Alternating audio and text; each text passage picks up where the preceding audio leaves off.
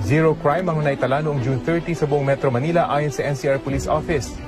Walang naitalang krimen mula nung mag-umpisa ang araw hanggang sa panunumpa ni Pangulong Duterte, gaya ng mga araw na may laban si pambansang kamao Manny Pacquiao. Unang araw pa lang, hindi may kakailang gumawa na ng kasaysayan si Duterte.